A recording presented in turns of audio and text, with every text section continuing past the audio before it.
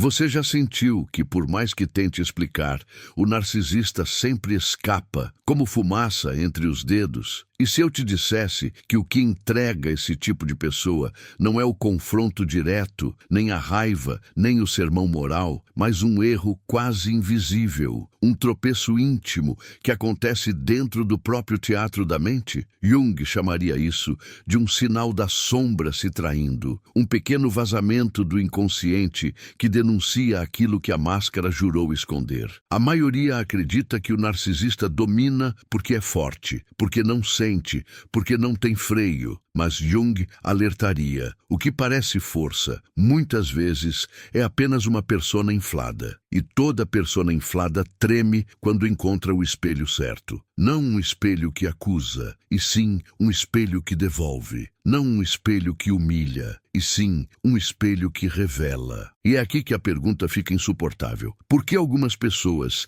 sem levantar a voz, fazem a máscara rachar? Existe uma figura que aparece quando a guerra psicológica já cansou e a alma decide jogar de outro jeito. O rei Oca, o espelho invertido, o bobo sagrado que desmonta o jogo sem parecer que está jogando. Ele não luta contra a sombra, ele a convida a se mostrar. Ele não persegue o monstro, ele acende uma luz por trás dele. E é nessa inversão que nasce o empate mais perigoso de todos. Quando a tríade sombria tenta controlar, mas encontra alguém que não oferece resistência, oferece significado. Porque a tríade sombria não teme a tua força, ela teme o teu olhar. Ela não se desorganiza com a tua agressividade, ela se desorganiza com a tua clareza silenciosa. Quando você para de reagir e começa a perceber, algo muda no ar, como se o cenário perdesse a música e o ator esquecesse a próxima fala. A sombra, que vivia de projeções, fica sem onde se pendurar.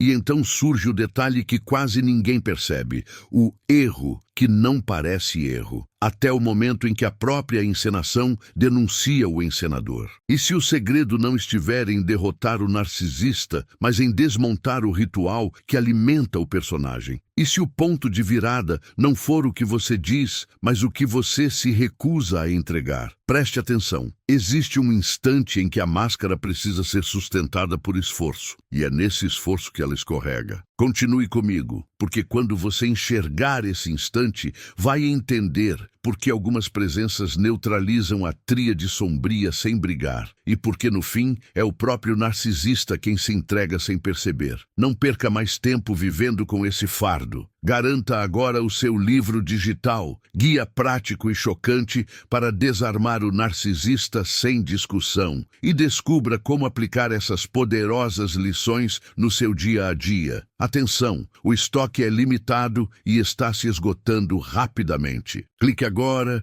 e comece sua jornada em direção à paz e confiança que você merece. Há um momento quase imperceptível em que você percebe que não está discutindo com uma pessoa, e sim com uma máscara. Não é só o que ela diz, é o jeito como a frase vem embrulhada, como se cada palavra tivesse sido treinada para não tocar o próprio coração. E é aí que nasce a primeira fissura. A máscara não aguenta ficar muito tempo diante de alguém que não morde a isca. Ela precisa do seu impulso, da sua pressa, do seu desespero por justiça, porque é disso que ela se alimenta para continuar parecendo invencível. Jung diria que o narcisista não é apenas alguém difícil, mas um indivíduo possuído pela própria persona, sequestrado por uma imagem que exige adoração como se fosse oxigênio. Por trás da pose existe uma fome antiga, uma criança ferida vestida com armadura,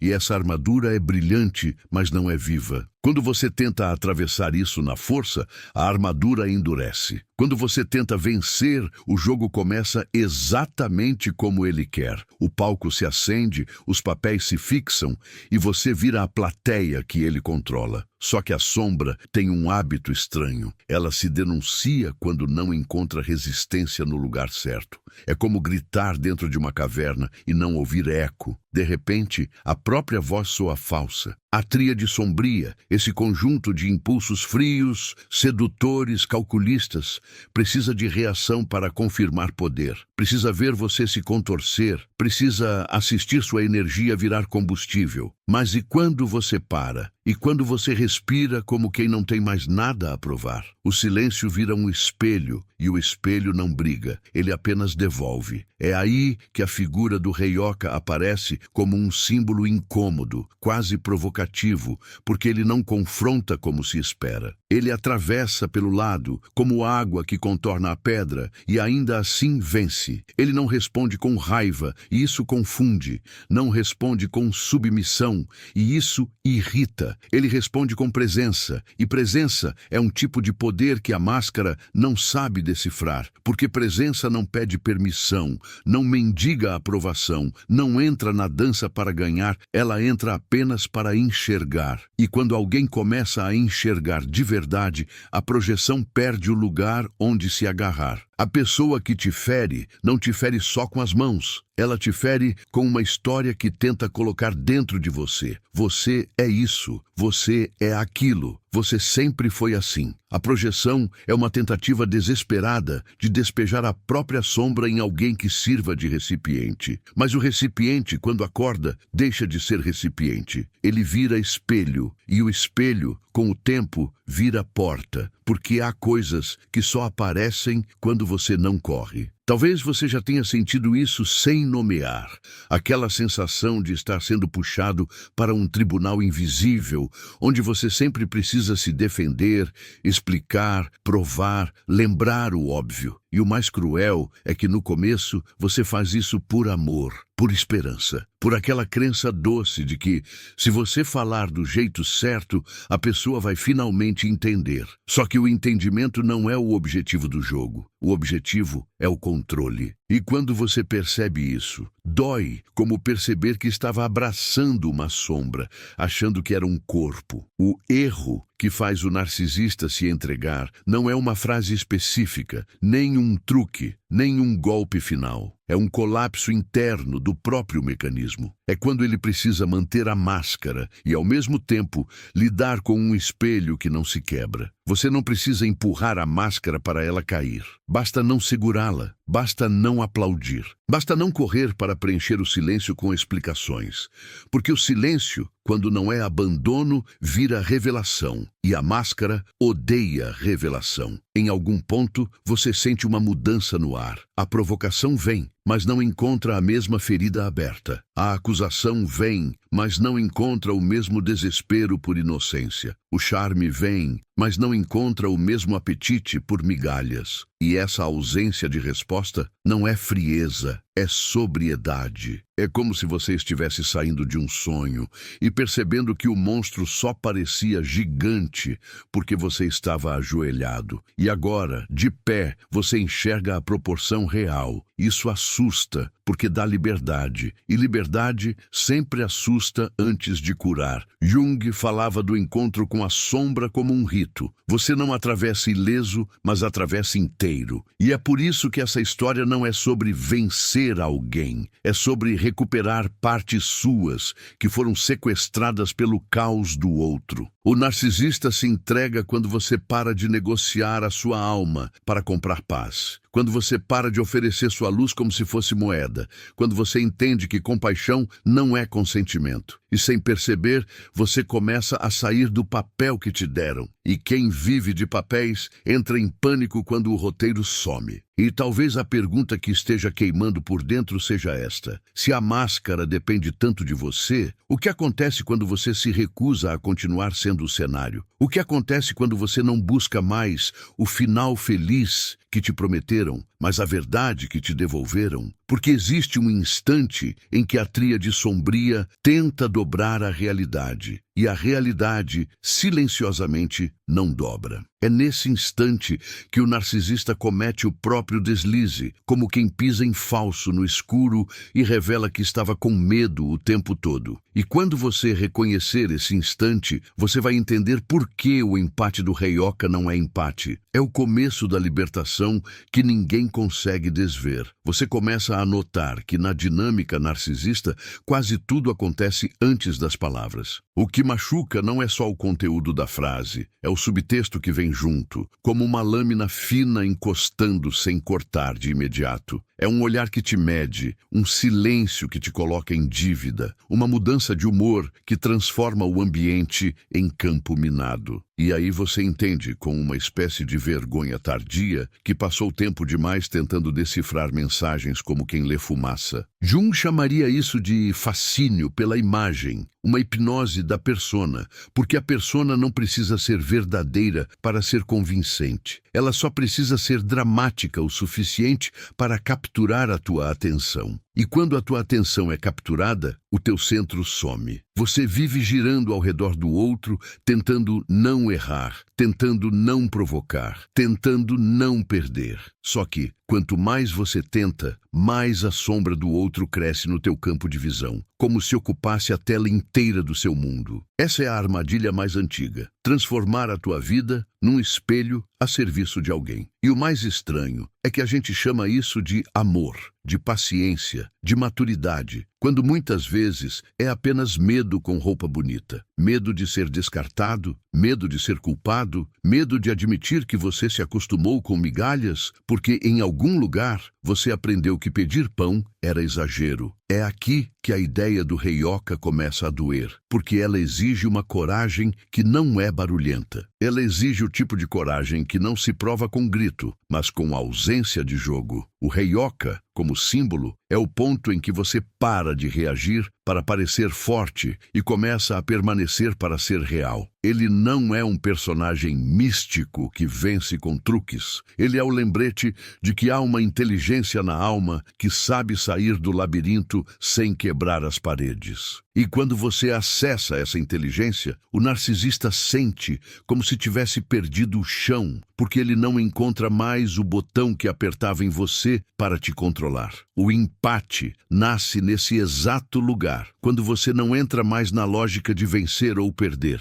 Porque a tríade sombria quer te arrastar para uma arena onde tudo vira disputa, onde até o teu choro vira argumento contra você, onde até a tua esperança vira fraqueza explorável. Mas quando você se recusa a lutar nesse território, o jogo fica sem palco. E aí acontece algo quase ridículo de observar. A máscara começa a exagerar. Ela aumenta o volume, aumenta a culpa, aumenta a sedução, aumenta a ameaça. É como se o inconsciente gritasse por trás da maquiagem: reage, por favor, me dá um sinal de que eu ainda mando. E é nesse exagero que mora o erro. Porque o erro do narcisista não é apenas perder a paciência. O erro é revelar a necessidade. E necessidade é o oposto da imagem de superioridade que ele tenta sustentar. Por fora, ele se vende como autossuficiente. Por dentro, ele precisa ser o centro para não desmoronar. Jung falaria de um eu frágil, defendido por defesas grandiosas,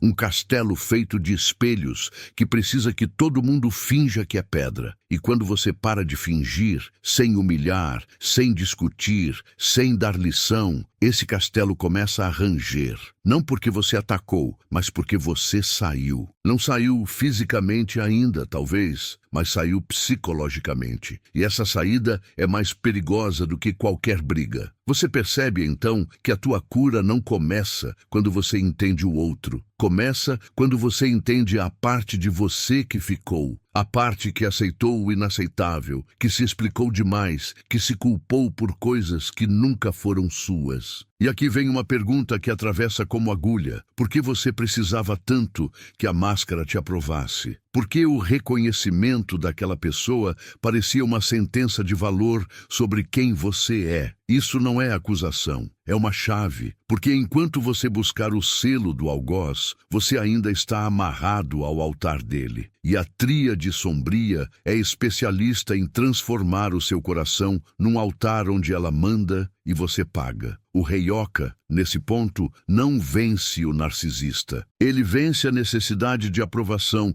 que o narcisista explora. Ele te devolve o seu centro. E esse centro muda tudo. O tom da tua voz, o jeito que você responde, o tempo que você leva para pensar. Você deixa de responder como quem implora por paz e passa a responder como quem decide. E decisão não é rigidez, é clareza. Clareza é saber o que é seu e o que não é. É reconhecer quando a culpa que jogam em você é só uma tentativa de transferência, uma projeção desesperada da sombra. Você começa a ouvir acusações como quem ouve confissão. Isso não fala sobre mim, fala sobre o que a pessoa não suporta ver em si. E aí vem um detalhe que muita gente confunde. Não é silêncio punitivo, não é indiferença fria, não é jogo reverso. É um silêncio vivo, um silêncio que respira, um silêncio que observa sem se dilacerar. Você não precisa virar pedra para não ser manipulado. Você precisa virar presença. E presença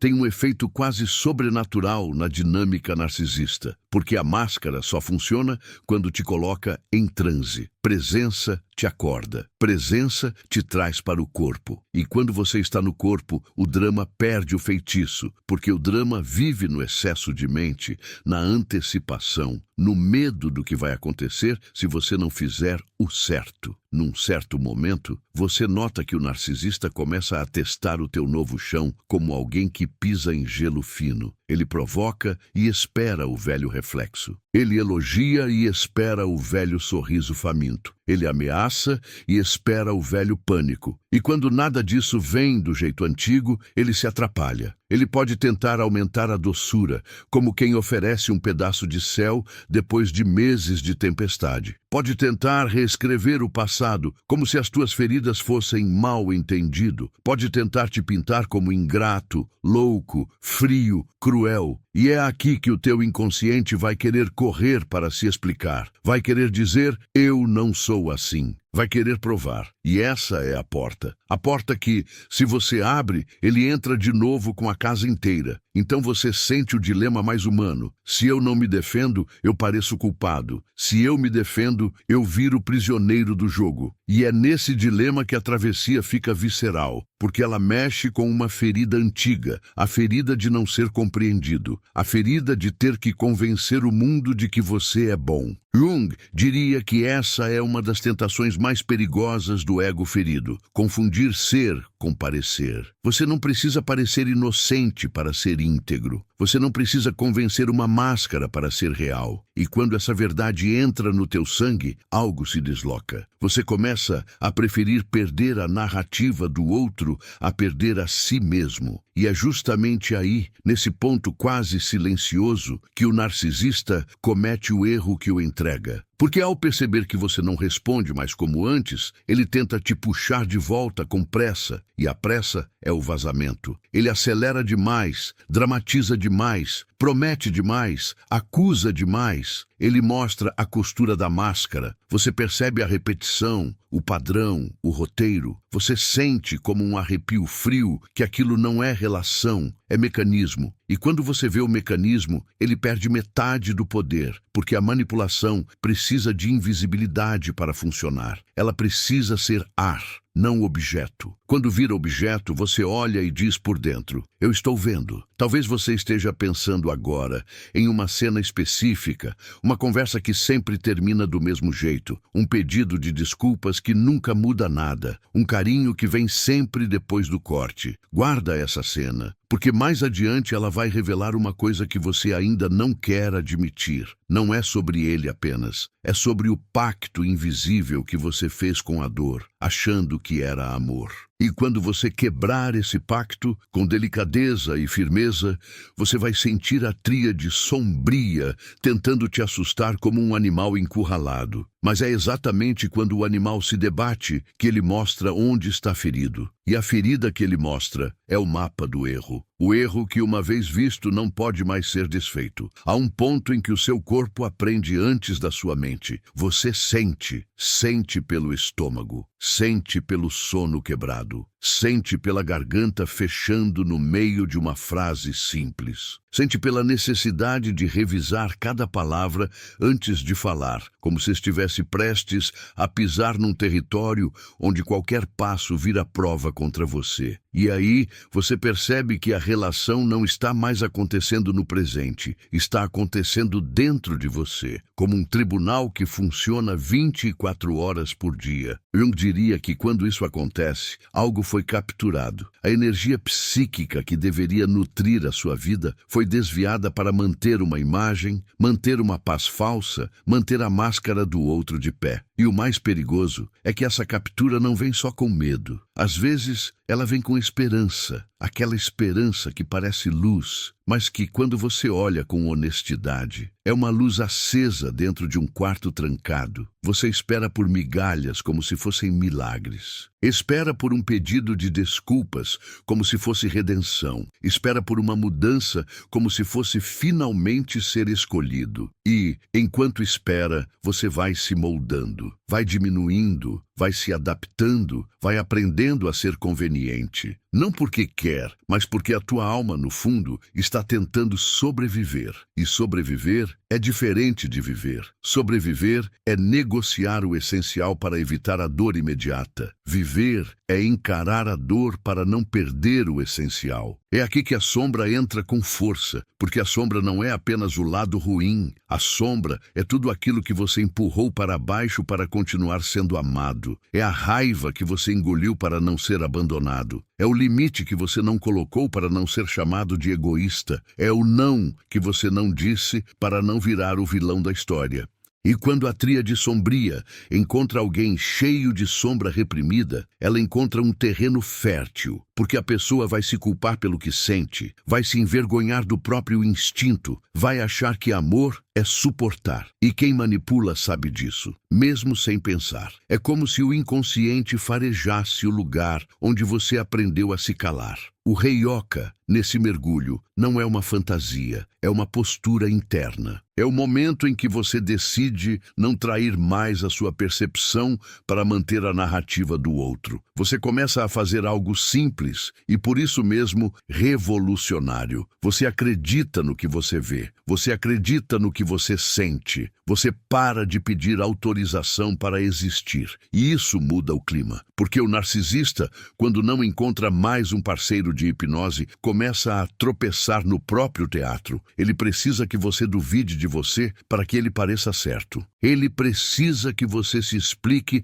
para que ele pareça calmo. Ele precisa que você implore para que ele pareça superior. E quando você não faz, o vazio aparece. Esse vazio é o que muita gente chama de frieza, mas Jung reconheceria como um portal. O vazio que surge quando a projeção cai. Porque projeção é isso. Você coloca no outro o que não consegue carregar em si e obriga o outro a carregar por você. Só que, quando o outro devolve, você sente como se estivesse sendo atacado. E é por isso que a devolução provoca tanta violência. Não é a tua firmeza que fere, é o fato de que ela impede a fuga. A tríade sombria foge de si mesma o tempo todo. Ela corre para o poder, corre para o controle, corre para o prazer imediato, corre para a vitória. Mas o espelho do Heyoka não persegue, ele espera, e o que espera expõe. Talvez você esteja lembrando agora daquela cena em que você finalmente ficou quieto, não por medo, por exaustão. Você não tinha mais palavras. E por um segundo,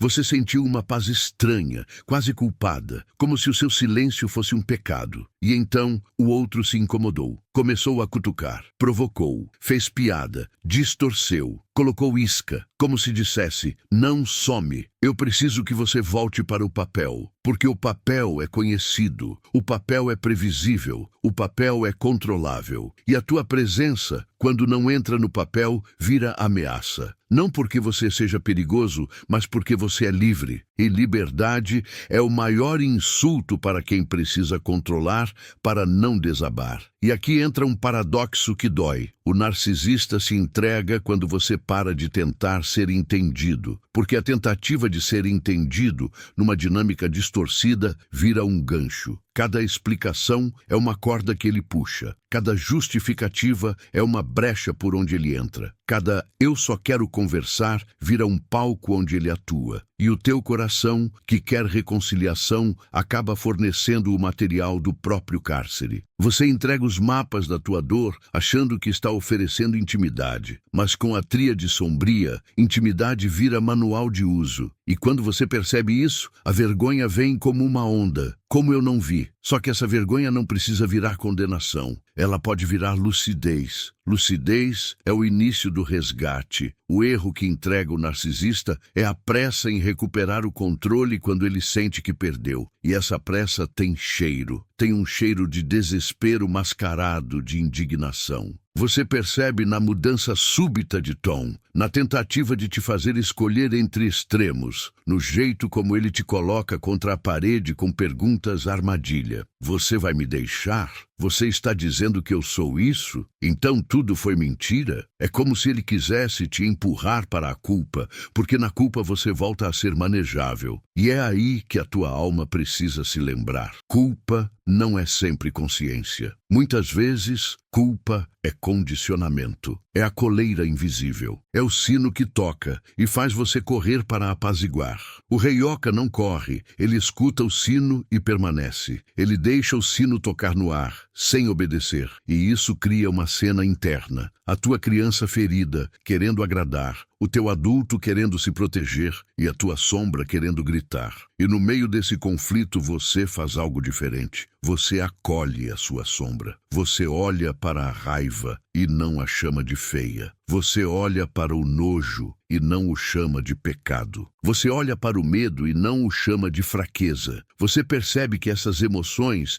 estão tentando te salvar. A raiva quer te devolver limite. O nojo quer te devolver discernimento. O medo quer te devolver prudência. E quando você honra isso, você se torna inteiro. E o inteiro é difícil de manipular. Há um instante em que o narcisista percebe, sem admitir, que você está inteiro. E isso o coloca diante de um espelho que não o idealiza e não o demoniza, apenas o enxerga. E ser enxergado é insuportável para uma máscara, porque para ser enxergado você precisa existir. E a máscara não existe, ela representa, ela simula, ela performa, ela imita, ela copia emoções como quem copia uma assinatura. E quando você enxerga a simulação, você não precisa apontar, você não precisa desmascarar com o dedo em riste. Basta não reagir como antes, basta não comprar. E a compra é sempre emocional. Comprar a culpa, comprar o medo, comprar a promessa, comprar a urgência. Quando você não compra, o vendedor perde a voz. E então a tríade sombria muda de tática. Ela pode tentar te seduzir com um amor súbito, quase cinematográfico, como se a vida tivesse virado um filme onde,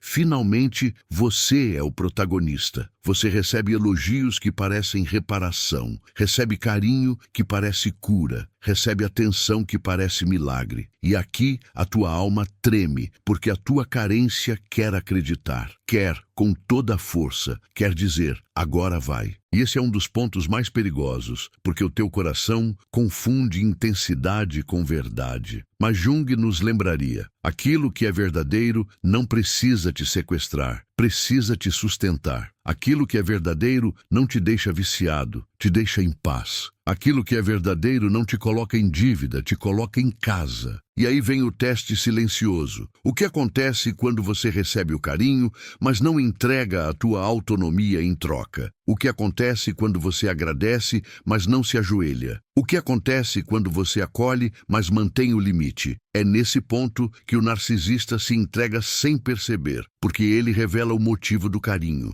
Se o carinho é moeda, ele cobra. Se o carinho é amor, ele respeita. E quando você observa isso, sem correria, o padrão aparece como uma sombra projetada na parede. Você percebe que cada gesto tinha preço, que cada trégua tinha condição, que cada "eu mudei" vinha acompanhado de um gancho para te prender de novo. E perceber isso dói, porque destrói uma fantasia. Mas também alivia, porque liberta você da culpa, por não conseguir salvar alguém que não queria ser salvo, queria ser servido. O Heyoka, nesse estágio, não está tentando ensinar o narcisista. Está tentando impedir você de se perder de novo. E isso exige um tipo de firmeza que é quase espiritual. A firmeza de não se abandonar, porque em algum lugar do caminho você se acostumou a abandonar a si mesmo para manter o outro por perto. E agora o movimento é inverso. Você aceita perder o outro para não se perder. Esse é o empate real. Você não vence o outro, você vence o impulso de se sacrificar. E quando você vence esse impulso, a dinâmica inteira muda. A tríade sombria sente como se estivesse tentando agarrar fumaça. Ela tenta te puxar pelo drama, mas você não entra. Tenta te puxar pela pena, mas você não se entrega. Tenta te puxar pelo medo, mas você respira. E a cada tentativa, ela mostra mais do que queria mostrar. É um pouco como ver um mágico errar. No começo, você se encanta. Depois, você percebe o truque. E quando percebe, o encanto não volta do mesmo jeito. Você pode até admirar a habilidade, mas não acredita na magia. E o narcisista vive de magia. Ele precisa que você acredite na versão dele, não nos fatos. Precisa que você aceite a narrativa dele, não a sua percepção. Precisa que você se torne cúmplice da ilusão para que ela continue em pé. E quando você deixa de ser cúmplice, a ilusão começa a cair sozinha, sem que você empurre. Ela cai pelo próprio peso, porque era sustentada por você, por sua energia, por seu tempo, por sua culpa, por sua esperança. E é aqui que um medo muito antigo pode aparecer. Se eu não jogo, eu fico sozinho. E essa frase não é só sobre o relacionamento atual. Ela vem de um lugar mais profundo. Talvez de uma infância em que amor era condicionado. Talvez de uma casa em que paz era raridade. E você aprendeu a ser bonzinho para não virar alvo. Talvez de um passado em que a sua sensibilidade foi tratada como fraqueza. Jung diria que complexos se formam assim, núcleos emocionais que se repetem,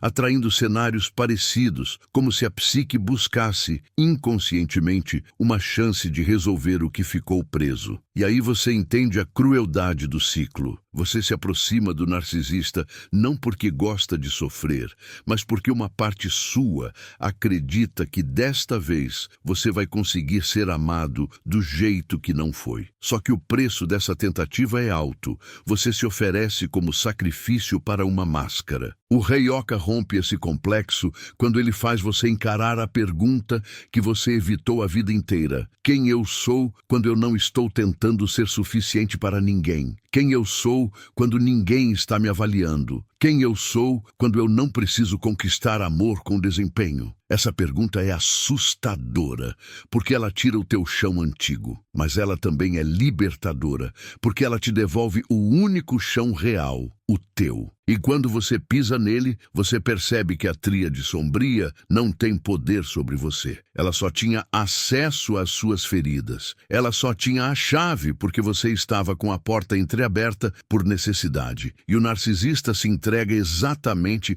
quando percebe que a porta fechou. Não com raiva, com consciência. Ele se entrega quando as táticas começam a ficar óbvias até para ele, quando ele se contradiz, quando ele exagera, quando ele tenta te assustar e vê que você não treme como antes. Quando ele tenta te seduzir e vê que você não se vende como antes. Quando ele tenta te culpar e vê que você não carrega como antes. E nesse momento, ele pode atacar com mais força, ou pode se vitimizar com mais drama, ou pode fingir indiferença. Mas, qualquer que seja a máscara que ele escolha, você sente uma coisa nova, você sente o vazio por trás. E esse vazio não é seu, ele não te pertence, você não precisa preencher. E se eu te disser que o ponto de virada não é quando ele admite, mas quando você para de esperar que ele admita, porque enquanto você espera confissão, você ainda está preso ao altar do reconhecimento. Você ainda quer a sentença do juiz, mas o teu tribunal interno já pode encerrar a sessão. Você pode se absolver do crime de sentir, pode se absolver do crime de querer amor, pode se absolver do crime de ter ficado tempo demais, porque a tua história não é sobre fraqueza, é sobre aprendizado. É sobre uma alma que, por muito tempo, confundiu intensidade com destino e agora está aprendendo a distinguir o que é vínculo do que é vício. E a travessia continua, porque a mente vai tentar te puxar de volta com perguntas. E se eu estiver errado? E se eu estiver sendo duro demais? E se eu for o narcisista? Perguntas que parecem humildade, mas que às vezes são apenas o eco da manipulação dentro de você. E não se trata de virar pedra ou virar juiz. Trata-se de voltar para o real, para os fatos, para o padrão, para o seu corpo, para a sua paz. Porque paz não é ausência de conflito, paz é presença de si. E quando você volta para si, o jogo perde o seu principal ingrediente, você fora de você. E presta atenção nesse detalhe, porque ele é um laço que eu vou puxar mais adiante. A tríade sombria não cai quando você grita, eu te peguei. Ela cai quando você para de oferecer o seu coração como palco. Ela cai quando você retira a audiência. Quando você sai do lugar de réu e volta a ser testemunha. E quando você vira testemunha, você vê o momento exato em que o narcisista comete o erro, aquele microsegundo em que ele revela mais do que queria. E a partir daí, nada volta a ser como antes. E então, acontece uma coisa que quase ninguém te prepara para sentir. Quando você retira a audiência, o vazio aparece primeiro em você. Porque por um tempo, você viveu como se o drama fosse o próprio ar. E agora, sem o drama, o silêncio parece estranho, quase perigoso. Você se pega esperando a próxima explosão, como quem espera um trovão depois de ver relâmpago. É como se o corpo tivesse aprendido a viver em alerta, e a calmaria virasse suspeita. Jung chamaria isso de um complexo ativado, uma engrenagem antiga do inconsciente que se acostumou a confundir tensão com vínculo. E é aí que você entende que o jogo não estava só lá fora. Ele deixou marcas dentro. No começo, o seu impulso é voltar para o conhecido, mandar uma mensagem, perguntar se está tudo bem, explicar de novo, pedir desculpas por uma coisa que você nem sabe se fez. Porque a tua psique aprendeu que reconectar rápido era o jeito de evitar a dor grande. Só que agora você percebe, essa urgência não é amor, é abstinência. É a tua energia tentando retornar para a órbita do outro, porque foi lá que ela ficou condicionada a girar. E quando você enxerga isso, mesmo que doa, você dá o primeiro passo para quebrar o feitiço. Você não se move no impulso, você respira, você espera o corpo desacelerar. Você aprende pela primeira vez que sentir ansiedade não é um comando, é só uma onda. E é nesse ponto que a tríade sombria começa a fazer um barulho diferente, porque quando o controle escapa, ela tenta parecer razão. Ela tenta se vestir de moral, de lógica, de superioridade calma. Ela te acusa com uma serenidade que parece madura, mas tem veneno nas entrelinhas. Ela fala em limites, mas não respeita os seus. Fala em verdade, mas distorce o que aconteceu. Fala em responsabilidade, mas empurra a carga toda para você. E a antiga versão de você, aquela que queria paz a qualquer custo, ia correr para harmonizar, ia tentar ser justa, ia tentar mostrar que é boa. Só que a versão que está nascendo agora não quer apenas ser boa, ela quer ser inteira. E o inteiro não negocia a realidade. Aqui surge um dos momentos mais delicados, quando você começa a ver que a manipulação mais eficiente não é a que te ameaça, é a que te confunde. Ela não diz, eu vou te destruir. Ela diz, eu só estou preocupado com você. Ela não diz, você é um problema. Ela diz, eu te amo, mas você está mudando. Ela não diz, eu quero te controlar. Ela diz, você está exagerando, isso é coisa da sua cabeça. E é assim que a sombra tenta entrar, por uma porta que parece carinho. E é por isso que você precisa de algo que vai além de argumentos. Você precisa de um centro interno que reconheça o que é paz e o que é anestesia. Jung falava que o inconsciente se comunica por símbolos, e talvez o símbolo mais honesto aqui seja o teu corpo, porque o corpo não sabe fingir por muito tempo. O corpo não compra a máscara com facilidade. O corpo te mostra quando você está diante de perigo, mesmo que a tua mente esteja tentando fazer diplomacia. Aperto no peito, mãos frias, enjoo, cansaço repentino, aquela vontade de sumir.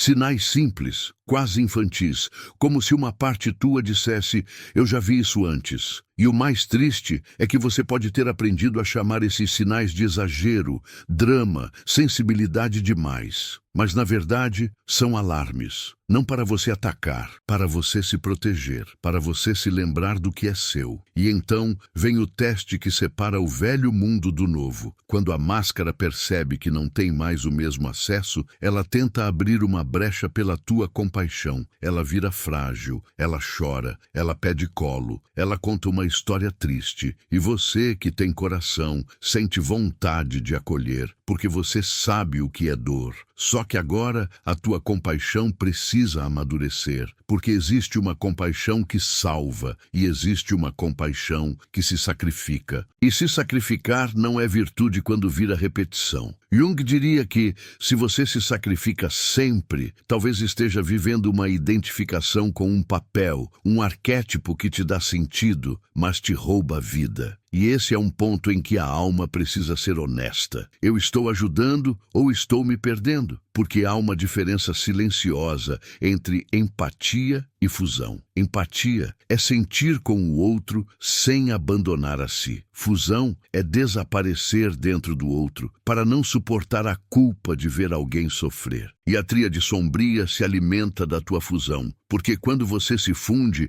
você se torna previsível. Você vira a pessoa que sempre volta, a pessoa que sempre entende, a pessoa que sempre perdoa antes de ser respeitada. E aí o perdão vira uma moeda barata, porque não vem acompanhado de mudança, vem acompanhado de mais cobrança sobre você.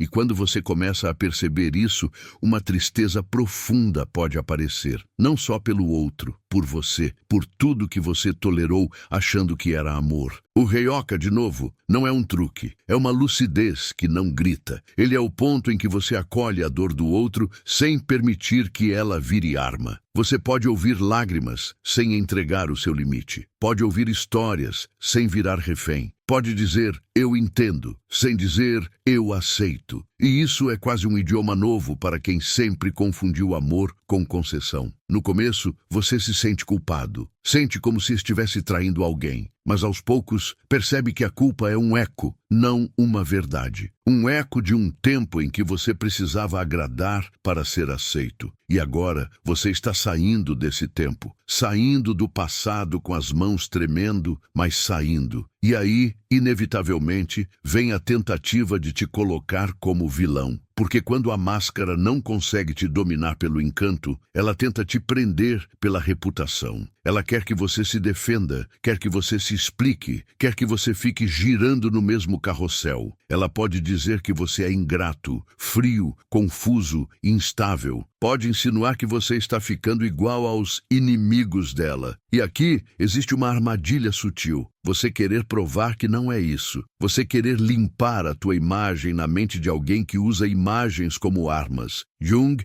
diria que quando você quer desesperadamente ser visto como bom, você fica vulnerável à projeção, porque o outro sabe onde tocar, no teu medo de ser mal interpretado. E é nesse ponto que a tua libertação fica realmente visceral, porque você precisa escolher algo que a tua mente odeia. Perder a imagem para salvar a alma. Você precisa aceitar que pode ser mal compreendido e ainda assim estar certo em se proteger. Você precisa suportar o desconforto de não controlar a narrativa. E isso é quase como ficar nu diante de um vento gelado. Dói, mas também purifica. Porque o controle da narrativa era uma prisão disfarçada. Você vivia tentando gerenciar como o outro te vê, quando o que mais importa é como você se vê. E é aí que a vida começa a voltar, devagar, como circulação retornando para um membro que estava dormente. Com o tempo, você nota que a tríade sombria tem um padrão. Ela tenta te puxar para extremos. Ou você ama totalmente, ou você odeia totalmente. Ou você volta totalmente, ou você some totalmente. Ou você perdoa tudo, ou você é cruel. porque nos extremos ela reina. Nos extremos ela cria urgência,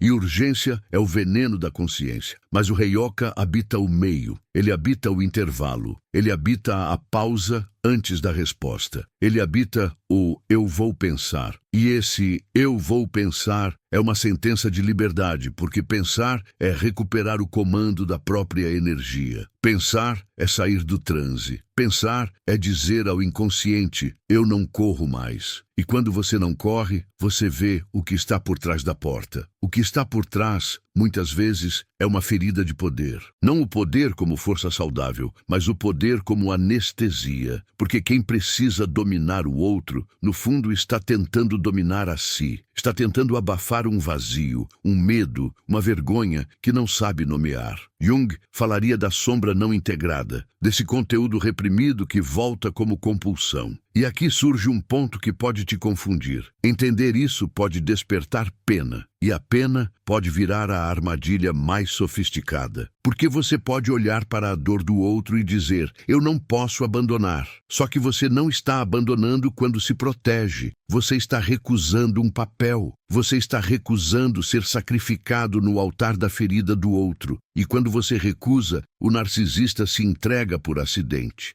Porque ele começa a revelar o quanto precisa que você permaneça no papel. Ele mostra a cobrança disfarçada de amor.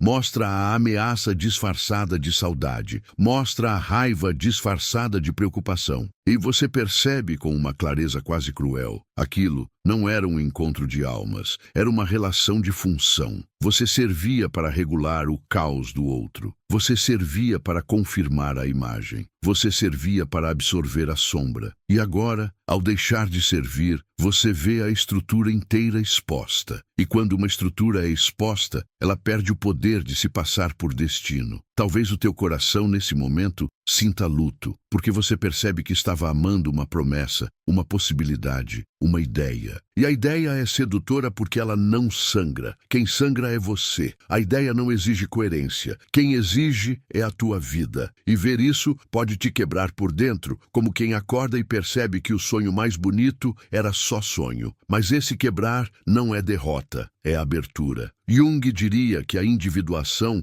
passa por rupturas assim, porque crescer é perder algumas ilusões para ganhar uma verdade que sustenta. E a verdade que sustenta, embora menos brilhante, é mais real. E presta atenção neste laço, porque ele vai apertar mais adiante. O erro do narcisista não é apenas mostrar raiva, é mostrar dependência do teu desequilíbrio. Ele precisa que você saia do centro para ele se sentir grande. Ele precisa que você se desorganize para ele se organizar. E quando você fica inteiro, ele se vê diante de algo que não controla, uma pessoa que não precisa dele para existir. E isso cria um pânico silencioso que ele vai tentar esconder com qualquer máscara disponível. E cada máscara que ele escolhe, nessa pressa, vai revelando mais do que ele gostaria. É assim que ele se entrega, não num grande discurso, mas em microvazamentos, em contradições, em exigências travestidas de carinho,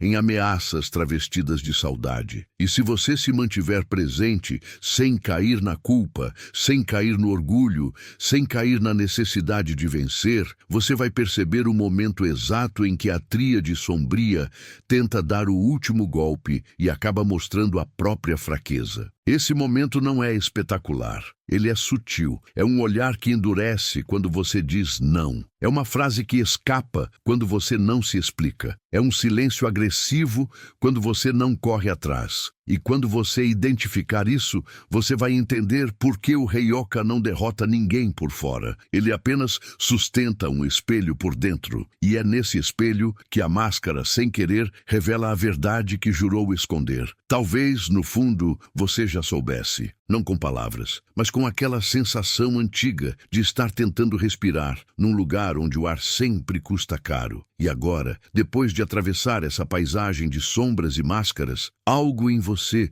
começa a reconhecer o que antes era apenas ruído. A diferença entre presença e hipnose, entre amor e captura, entre vínculo e dependência. porque o que te prendia não era só a pessoa, era o feitiço, era a esperança transformada em corrente, a culpa transformada em coleira, a carência transformada em contrato silencioso. E quando a consciência encosta nesse contrato, mesmo de leve, ele começa a rasgar por dentro, como tecido velho. Dói, sim, mas dói como dói quando a circulação volta. Não é punição, é vida retornando. Jung dizia, de um jeito que parece simples demais para ser suportável, que aquilo que você não encara em si retorna como destino. E talvez a grande virada aqui não seja descobrir quem o outro é, mas descobrir onde você se abandonou para caber num roteiro que não era seu. Onde você trocou intuição por explicação, paz por migalhas, verdade por trégua. Porque é nesse ponto que a sombra deixa de ser inimiga e vira guia. Ela aponta com dureza e amor ao mesmo tempo o lugar exato onde você precisa se escolher. O narcisista se entrega quando a tua alma para de correr para fora. Quando você deixa de oferecer a própria energia como alimento para um teatro que só se sustenta com a tua participação. O erro que o expõe não é um grito, não é uma confissão, não é uma cena final. É um detalhe, um descompasso, um esforço excessivo para manter o controle diante de alguém que voltou a ser centro. E quando você vê esse esforço, algo muda para sempre. A máscara perde o encanto porque você já tocou o rosto por trás dela. E é aí que nasce o verdadeiro empate do Heioka. Não um empate de dois jogadores, mas um empate entre duas forças dentro de você. A vontade de ser amado a qualquer custo e a decisão de não se trair mais. Quando essa decisão se firma, o jogo externo pode até continuar tentando te chamar, mas por dentro você já atravessou uma porta. E portas internas, quando se abrem, não fecham com a mesma facilidade. Você começa a escutar o silêncio como quem escuta uma verdade que não precisa se justificar. Talvez você perceba nos próximos dias que certas frases ainda vão tentar te puxar. Certas emoções ainda vão tentar te dobrar. E isso não significa que você voltou ao início. Significa apenas que o velho roteiro vai insistir, porque ele era confortável para o medo. Mas agora existe uma diferença. Você sabe o nome do transe. Você reconhece o cheiro da manipulação, você sente o corpo avisando e, principalmente, você já provou um instante de liberdade, mesmo que pequeno, mesmo que tremido. E quem prova esse instante não esquece. Guarda isso como quem guarda uma brasa, não para incendiar alguém, mas para manter acesa a parte de você que acordou. Porque a individuação, como Jung ensinava, não é virar perfeito, é virar inteiro. É aprender a sustentar o próprio olhar sem precisar da aprovação de uma máscara. É aceitar que algumas pessoas só conseguem amar o seu reflexo quando ele as favorece, e ainda assim escolher ser real. Se algo em você está em silêncio agora, não apressa. Deixa esse silêncio trabalhar. Deixa ele te mostrar com calma aquilo que a pressa escondia. Às vezes a cura não vem como resposta. Vem como uma nova pergunta que você nunca teve coragem de fazer. E se eu não precisar mais me provar para ser digno de amor? Essa pergunta, se você permitir, vai continuar ecoando. E um eco, quando é verdadeiro, vira direção. E quando você lembrar dessa travessia, lembre da imagem mais simples. Um espelho que não briga, um espelho que não persegue. Um espelho que apenas permanece até que a máscara, cansada de atuar, revele a própria fadiga. Porque a verdade não precisa vencer, ela só precisa ser sustentada tempo suficiente para que o falso se denuncie sozinho. A frase final que eu quero deixar em você é esta. Quando você volta a ser centro,